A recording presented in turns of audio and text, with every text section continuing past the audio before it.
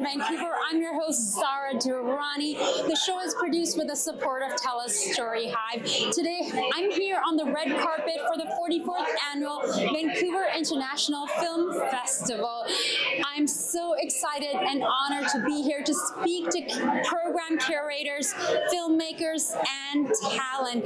Vancouver International Film Festival has been a cornerstone of Vancouver's cultural landscape, a meeting place where filmmakers, artists, and audiences from around the world come together to celebrate the power of cinema. This year's festival showcases bold new voices, groundbreaking documentaries, and unforgettable stories that reflect the diversity of our city and the global community. Over the next few days, we'll be bringing you behind the scenes, onto the red carpets, and into conversations with visionaries shaping this year's program. From emerging filmmakers to celebrated directors, VIFF continues to be a space where art sparks dialogue and storytelling. Let's go see who's here today. I'm truly excited to bring this conversation to you with the executive director, Kyle Faulkner. Thank you so much for making time for us. Thanks for having me. I know you're a busy man. You got lots on the go, lots of events, lots of festival work, lots of stuff behind the scenes, because it's not just the stuff that happens during these last 10 days. It's all the prep before and then making sure folks are coming out having a great experience. How are you feeling? I feel good. I feel like I've been in hundreds of conversations over the past 7 days or 8 days. But it's also very satisfying to see what is ultimately kind of more than a year's planning coming together. And, I'm starting to work on next year now. And certainly the team really starts going as of January. And we start taking in films and preparing ourselves. And then the summer is extraordinarily busy. So it's nice to be here. It's nice to see the theaters full of people. It's very busy this year, and that means that there's a real appetite out there for this kind of thing. Amazing. I've heard and spoken to quite a few filmmakers about their films, and it's always amazing to hear sold out. Like, you'll have to try your luck, and that's exactly what you want to hear. How did your path lead to becoming the executive director of VIFF, Kyle? My path? Yeah. I have had a twisting path all along the way, a little bit unorthodox. So I started my career in the arts as an artist, as a musician, and toured and played thousands of shows. And then I ended up, through kind of happenstance, running these two really core to the community music venues in Montreal for a long time. So I was the general manager of the Casa del Popolo and the Sala Rosa, which are kind of like core to the vibrant music community in Montreal, especially in that era from 2008 to 2014. And then that was where I kind of learned my organizational chops. And then when I moved to Vancouver, I worked in the film industry. So I worked on set, I did a lot of art department work. I worked in commercials, I worked in union and non-union shows, and ended up really learning that side of the business. And then I wanted to keep one foot in the arts door. So having just arrived in Vancouver, I worked for the Jazz Festival, and I worked for Shore Fest and a bunch of other things. And then I happened upon the film festival, which was a revelation to me, because as an Anglophone in Montreal, that's kind of work you can't do. So I was like, whoa, I can just work in the film festival, and ended up working my way up from the bottom to the top as well. Parlez-vous français? Oui, un peu, oui. Moi aussi. I call it Franglish. Franglish. I lived in Paris and I don't speak French. I guess it's like the Emily in Paris version of French that I know, but we're working on it. That's a very fully hands-on, and the fact that you've been down in the trenches, because when you're working, whether you're working on set, on a TV show or feature film or commercial, union or non-union, the hours, the work, and sometimes when we're binge watching a show or watching a feature in a theater, one moment, one scene that can go by like this, you're like, man, the amount of hours in lighting and setup and wardrobe and art department, designing, all the work that goes behind the scenes, like unless you've had that experience now, you know. So tell me about taking on this role as the executive director and how you've seen VIFF grow. Yeah, I will say that experience of all the moments and time and energy you see manifest in 10 seconds of film, it's the same thing for the film festival. So all the staff that we have here are incredible. And for every moment that someone spends in a theater, there's hundreds of hours behind that too. So credit to them all the way. I have seen VIFF grow and change quite a lot in my time here. I took over actually 6 years ago to the day on October 10th. In 2019, and I was only supposed to do a 6-month interim executiveship. I was the director of operations before that, and the board asked me to step in and take control while they figured out what to do. And in the alongside that, we were preparing to renovate our cinema, our theater here, in a $3.5 million architectural project. And so what seemed like an exciting opportunity for me became very complicated in the 5th month when we destroyed the floor here and started our renovations, took out a large loan, and then the government shut us down for COVID 7 days later. So it has been really trial by fire since then. But you know, when you're faced with so much challenge and risk, there's a lot of opportunity often strewn throughout that. So we've actually grown by 20% in my time, the 6 years that I've been in charge. We took the opportunity to shrink the festival from 16 days to 11 days, which has been hugely valuable to the experiential quality of the festival, to sponsors, and to everyone attending. We've added tons of programs, live music programs. We've added labs. We've added all kinds of textural things, and now we took the 6 years to really get to know ourselves as an organization, to really consolidate who we are, what our values are, and what our value to the community is. And then next, now we're kind of on the precipice of the next phase. So I'm writing a strategic plan with the staff and with the board that's now a lot more external facing and really eyes the next phase of change for us, how we can grow and how we can be more impactful for the community.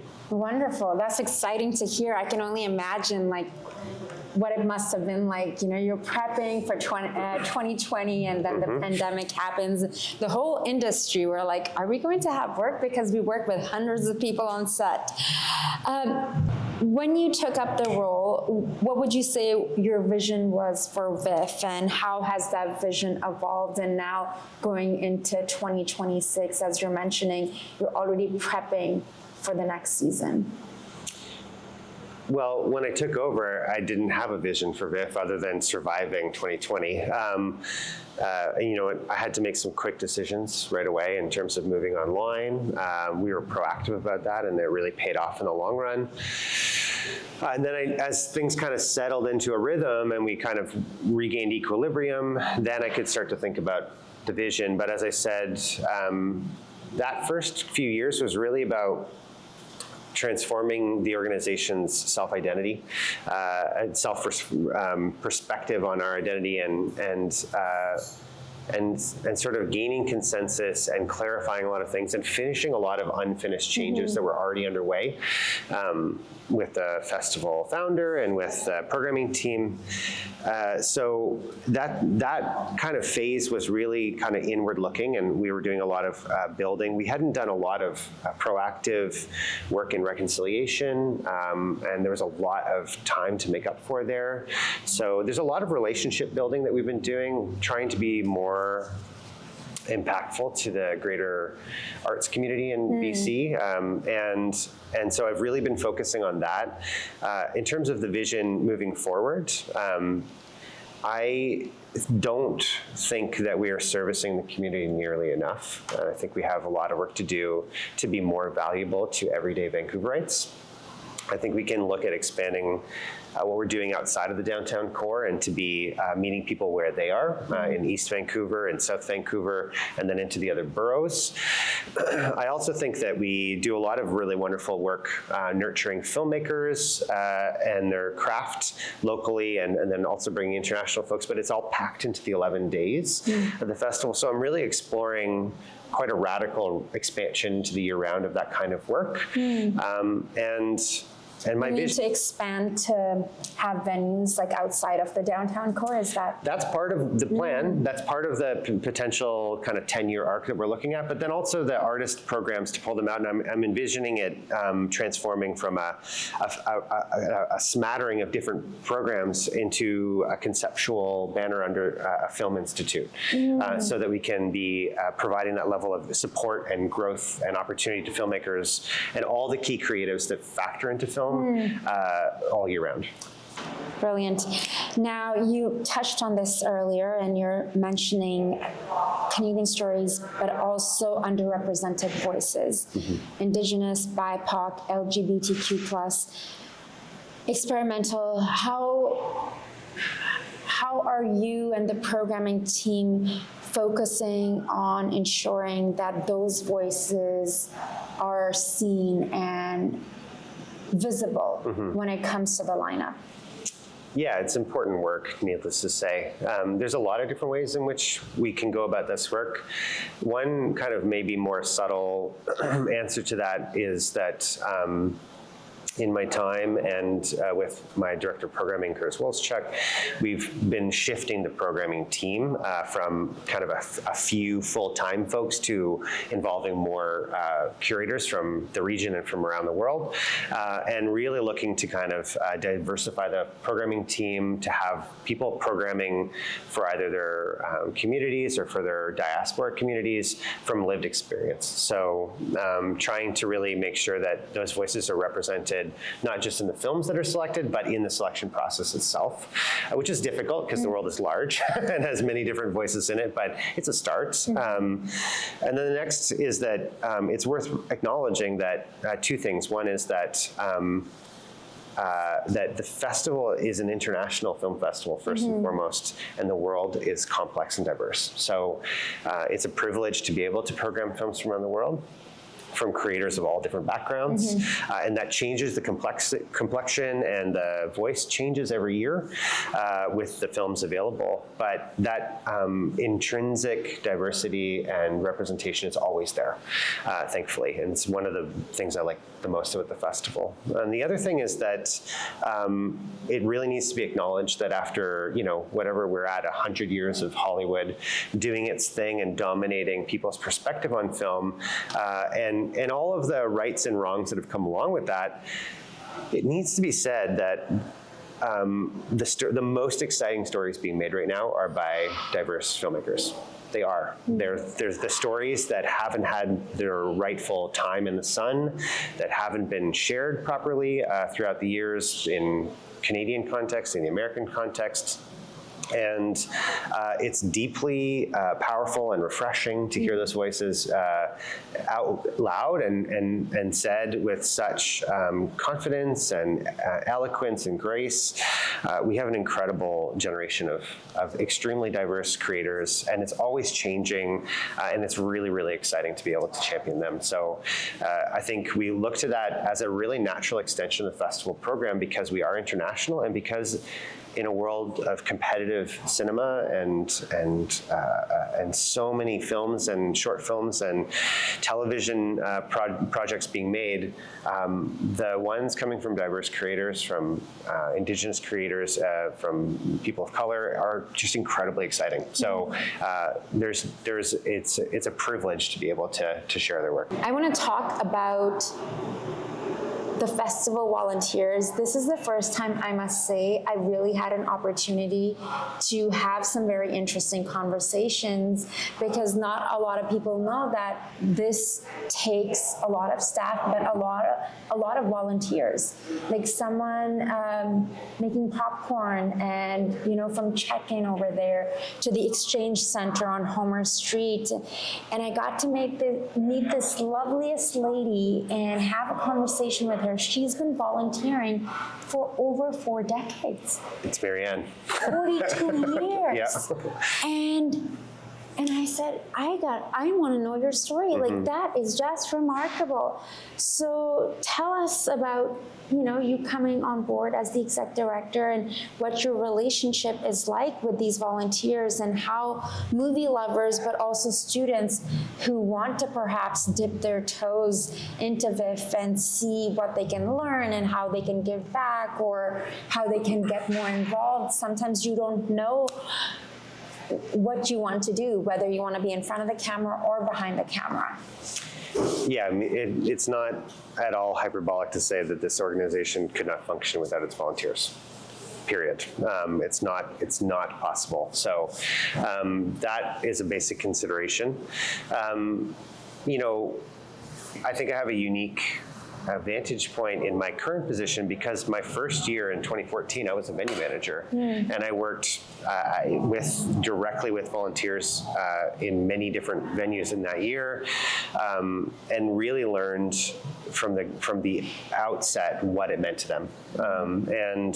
I obviously work here all year round, and our cinema at the VIFF Center is operating year round. And we have 200 plus volunteers for the year round and over 900 for the festival. Over 900, yeah. And shout out to the volunteer department for organizing all of that. But the thing is that it's not just kind of this transactional relationship that you have with these folks. I know dozens and dozens of volunteers by name. We see each other all the time. I saw Rita at the Exchange, Marianne, who I know things about her life, and she knows things about my life because we are really, at the end of the day, a community. And this is a community center in many respects year-round as well. So they're the very human core of this organization, and they're dedicated film fans, or they're often international students trying to find their way in the city, or they can be filmmakers, as you say, coming out of film school. They can be folks working in hospitality who want to share their experience, we even had, we have former executive directors of other arts organizations driving guests around because they just love the festival. They want to be involved. And I think for all of us, myself included, VIFF is a means to an end to help. And it's just one of those means to make Vancouver more livable. So I want this to be a vibrant community. I want people to feel at home here and safe here and like they're respected. And then I want to bring that out to other organizations as well. So, how can we kind of thread together a more connected and healthy Vancouver? And I think volunteership is a really critical thread in all of that. And so is the sort of sharing of those resources and experiences that we all have with other arts organizations as well. How does VIFF engage with the local community beyond the screenings and beyond the festival, like outreach and education, accessibility? Well, yeah, one thing I can say is that the organization is incredibly complicated. So it's maybe a bit different than other arts organizations because our program is so expansive. So, I think we have well over 500 events for this festival in terms of panels and labs and workshops and then screenings and parties and receptions and all the things that occur. So it takes a lot of outreach to make that all work. We have high school programs, free to attend high school programs running all throughout the festival and then into the year round. So we work with teachers and educators. We do lots of artist development programs and labs, either by invitation or by getting a pass.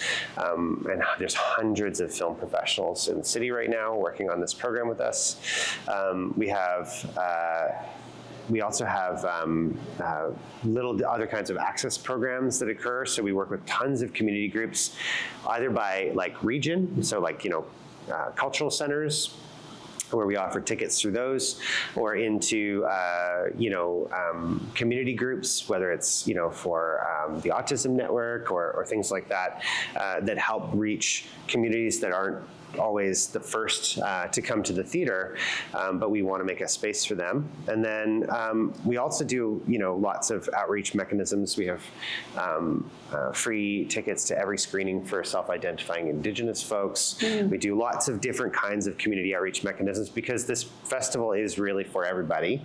And not everyone can afford to come here. Not everyone knows what we do. So we have a lot of work to be more important to those folks across Vancouver.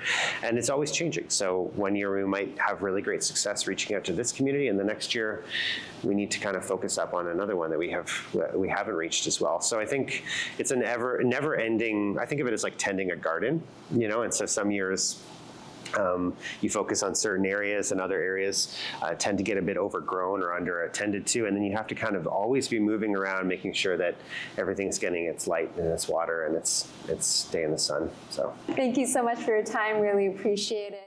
Hi friends, I'm Zara Durrani. We're here for the 44th Vancouver International Film Festival. It is such an honor to be joined by the fabulous Curtis Willis-Chuck, who makes sure that we get to see amazing cinema, amazing films, Canadian films, international films, and we'll be speaking to Curtis about what to expect this year. Curtis is the programming director for Vancouver International Film Festival. Thank you so much for taking the time. Thank you for having me. My pleasure. Curtis, so are there any themes this year audiences should look out for? I think that, I always like to say that people kind of find their own themes. Like there's little subsections that are really of interest. We have a couple of regional focuses this year. We have a spotlight on Korea, where we will be showing 6 first features by emerging Korean filmmakers. 3 of those will be world premieres at VIFF as well. So I think this is really exciting, celebration of the continued excellence of Korean cinema and VIFF's long legacy of showing Korean cinema as well. And some really exciting new voices in that space. I think there's a lot of filmmakers who are kind of using the medium of film to explore personal histories, their own heritage, their own cultural roots as well. And I think we see that particularly amongst the Vancouver-based filmmakers. I always like to say that Vancouver-based filmmakers are local filmmakers, but they're also international filmmakers who really do their work here in this city. And I think with a lot of the work, be that Treasure of the Rice Terraces or Plan of the Painted Lady, these are films that see the filmmakers kind of retracing their own roots, and they come from diaspora communities, and using the form of documentary in those films to really kind of burrow into their own heritage and their family histories as well. I will be actually watching the screener and sitting down with the filmmaker this weekend, so I'm very, very excited. Yes, so for anyone who has, I don't know who that person would be, who has not had the opportunity to visit VIFF, how would you tell them to do the festival? I think the festival, so this is the year that we have all the major award winners from Cannes. That's a bit of a rarity for us. I think it's one of the largest special presentation lineups we have in many years. So a lot of the major films from this year. So they can seek out those films. But then I really recommend that people roll the dice on a film. See a film from the documentary sections, or from we have a lot of Latin American cinema this year. See a film from Ecuador, or Colombia, or Chile, and see kind of what's driving filmmakers in those spaces. Not only the concerns, but the way they approach filmmaking.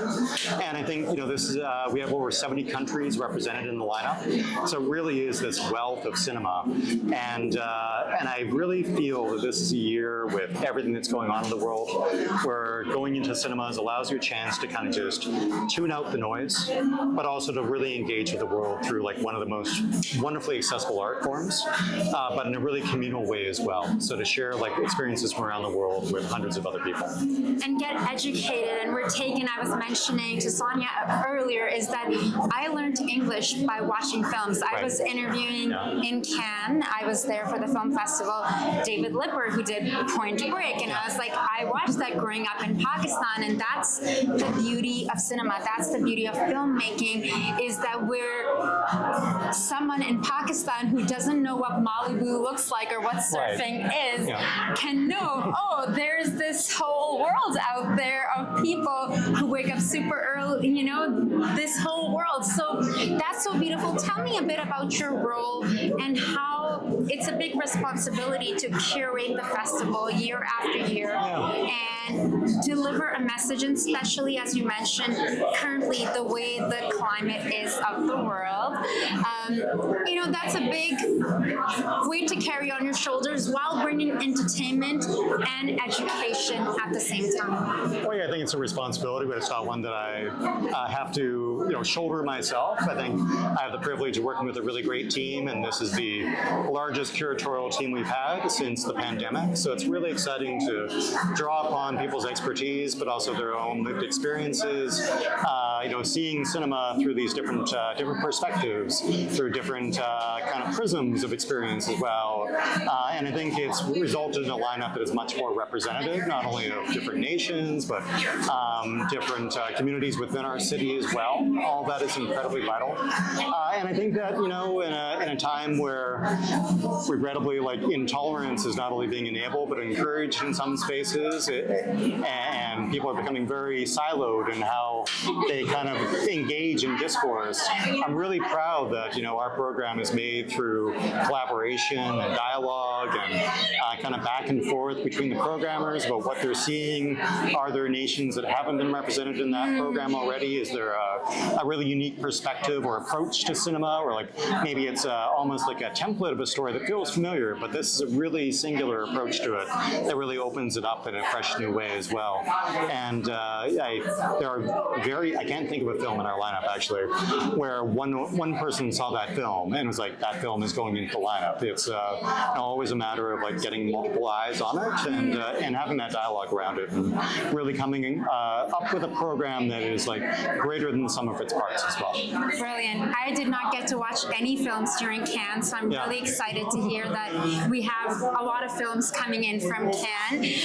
Last but not least, I'd love to hear your thoughts on how you've seen the festival evolve and where it is today. I think that the last 2 years coming into this one have been very positive ones for us. We've seen wonderful audience pickup for ourselves, and to the point where we've actually added 2 new venues this year, the Arts Club Granville Island stage, as well as the Alliance Française at 45th and Canby, which allows us to take the festival into new neighborhoods as well. And then kind of bring the festival into different neighborhoods is also part of adding live events to the festival, more talks to the festival, really providing a vibrant, diverse program for people of how they can engage not only with film, but kind of the culture around film. And I think that last year was an incredibly positive year in terms of just the culture that built up around the festival. I think there was a tremendous warmth, not only between audience and filmmakers, but audience members themselves, really lovely intergenerational audiences as well. And not only seeing a return of patrons to the festival, but also a renewal of new people coming out to the festival, new communities engaging with the festival. I think all of it's tremendously encouraging, and it's really exciting for the future as well. Very exciting. Well, thank you so much. I know you're the man of the hour. Well, thank you. Everyone wants to speak with you, and I'm very excited to checking out so many films over the weekend and speaking to filmmakers. And thank you, Curtis, for bringing us and inviting us here to the 44th Annual Vancouver International Film Festival. Well, thank you so much for being here. My pleasure. Joining me now is the Vancouver filmmaker, Brian Daniel Johnson. Brian, congratulations on A Welcome Distraction. His film was filmed right here in our home city in Vancouver. Congratulations. This is your first feature. Yes, it is. Thank you so much. Yeah, this is my first feature film. I'm just glad I made it to the end. Yeah, we're happy to be here. I think it's going to be a great festival. I feel like I'm talking sports. Well, this is your moment. You gotta shine. You gotta take your moment. Tell us about A Welcome Distraction. So, Welcome Distraction follows a young Vancouver man named Ernest, who is kind of looking for meaning after a falling out with his family. He's kind of trying to avoid his problems and ends up getting wrapped up in a health and wellness. You might call it a group. You might call it a cult. You don't really know until the end. But yeah, that's the gist. Have you made short films before? Any documentary films? What made you create a feature film? Because it's a lot to take on, and then to have have your film showcased at VIFF. That is a big deal. Well, I mean, it really started with our lead actor, Simon Farrell. Simon and I made a short called Sidewalks together in 2022, which feels like forever ago. And I thought he was a really talented guy. And when we were done with that process, I really felt like there was more to tell, particularly out of him and kind of a character. It's not him, but it's a character that he really kind of conjured for me just in the way that he was. And so I had this longer story that I wanted to tell. And so we decided to kind of tackle this longer form. We treated it like a short film. We shot a bunch of short films basically, just over a whole year, because the whole script takes place over a year. So we had summer, we had winter, we had fall, and yeah, we just kind of. Did you guys take breaks in between, or how did that go? Yeah, we would take little breaks and we would reevaluate. We would edit the movie together little by little and make decisions on the fly, kind of push it down the yard lines. But yeah, it was unique. It was bizarre. It was nice. So from first getting the vision of the feature to finishing it and getting in the festival, how long was that process? Ooh. Right now, we're at like 2.5 years. So we started early 2023, shot for a year, ended in 2024, edited for a year, and now we're here. And then it was waiting, and now we're here. So how are you feeling tonight? I feel like I'm more excited for you. Are you feeling nerves? How are you feeling? And what night is your film screening? Yeah, so we're screening we have 3 nights. We were lucky enough to get a 3rd night. We screen on October 9th, 11th, and 12th. They're all on standby, so line up early. I feel great, honestly. I feel like I can finally sleep. I mean, it's like you're taking a baby to term. I shouldn't compare myself to that, but it's finally nice for it to be out in the world, and I feel like I can sleep at night now, you know? What advice would you give to aspiring filmmakers out there? Because, you know, there's one thing about having a vision, about filming a project, then there's the editing, the scoring, all of that, then there's the promoting, getting it into festivals. I mean, work with your friends and trust your friends, really. I think it's really easy to get lost in yourself when you're making something, particularly on the indie level. It's all on you. There's no big studio backing, but you need somebody to knock some sense into you, because you'll go crazy if you're doing it on your own. So yeah, find some friends, work with your friends, and listen to them, because they know what's good for you. Amazing. Well, enjoy your night. This is your night. This is a big deal. I hope you soak it all up. I'm excited for you and excited to meet a Vancouver local filmmaker who gets to have their film premiered at VIFF. Congrats, friend. Thank you so much. I'm joined now on the red carpet by local producer and filmmaker Paul Armstrong. Paul, welcome again to VIFF. We seem to be doing this on an annual basis. My favorite time of year. So what are you looking forward to the most this year at VIFF? I know you're a big movie buff. You're obviously a filmmaker and producer. What films are you excited about at this year's lineup? I'm especially excited about all the great local Vancouver films. Kashi, Foreigner, the list goes on. Distraction. Exactly, yeah. And I'm also helping to cross-promote some of the films, so I have to mention those too. I Want It All, Hildegard Neff, a film about a German movie star, and also the Canadian film Middle Life. So those are ones that I'm helping support through the Celluloid Social Club as a community partner. Okay. You have been involved as a producer, co-producer in so many films that have taken you around the world, not just as for filming, but also to film festivals, such as the incredible Cannes Film Festival. How many films have you produced to date? Well, including for 7 films, feature films, 7, and about, I've lost count on short films, but maybe 60 or 70 as executive producer or producer. Yeah, so almost 100 credits in total for film and theater and TV. That's quite incredible. What advice would you give to aspiring filmmakers out there watching? Well, definitely attend the festival, because it's a great way to see what's being made now, and also for connections. So it's a great place to get an update on what's screening. Check out the short film films here as well as the features, a lot of great short films, and then go to as many social events you can to network and look at the credits and see who you might want to work with in the future and make your film. How would you say attending film festivals has shaped your career? It's been a huge advantage because it's where you get to platform your film, and then the distributors discover it there. You can win awards that can get you further distribution. So for me, it's my favorite part actually of making a film is the film festival We are not component. seating at this time due to the land acknowledgement. Yes, I missed going in the door, unfortunately. I was getting my popcorn. So that's my favorite part of making a film is actually the festivals, getting the audience reaction at film festivals because they're so receptive to films.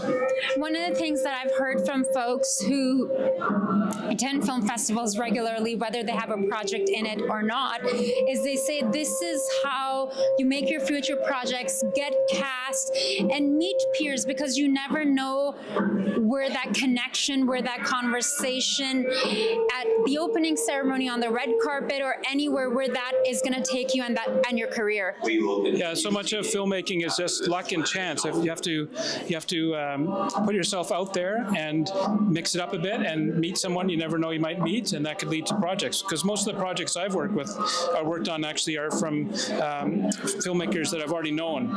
So rarely do I do a film cold. So much of it is about personal connections. Because when you make a film, especially a feature, you're working on it for years. You really have to get to want to work with these people and get to know them. And so it's a great chance at festivals to get to meet these people that you see if it's a good fit to work on a film with. Is there something you're working on at the moment? There is. I'm in post-production as an executive producer on a film called The Chinatown Diner by Lawrence Lallambe, starring Eileen Wu. She was one of the leads in Alien Romulus last year. That's quite incredible. I auditioned for that film. Didn't book the part, it's okay. I'm here now interviewing the producers, so it's executive producer. It's all good. So when can we expect to see that film? Well, we're aiming for 1 year from now, so hopefully right here in 1 year. That's the goal. TIFF and VIFF in a year. So we'll see what happens. So we'll see you on the red carpet in 1 year. Well, thank you, Paul Armstrong. It's always a pleasure. Well, folks, what an extraordinary evening here tonight on the red carpet for the 44th Annual Vancouver International Film Festival. Tonight, we witnessed how film transcends borders, inspires empathy, and brings communities together. From powerful documentaries to cinematic debuts, VIFF has once again proven itself to be a platform for voices that challenge, inspire, and move us. A heartfelt thank you to the festival organizers, the artists, and to TELUS STORYHIVE for supporting local storytellers and amplifying diverse perspectives. Until next time, I'm your host, Zara Durrani, and this has been On Location Vancouver here at the 44th Annual Vancouver International Film Festival. Thank you all for tuning in and watching On Location Vancouver. If you'd like to share your story with us and be a guest on the show, please scan the QR code and someone from our team will get in touch with you. We'll see you soon.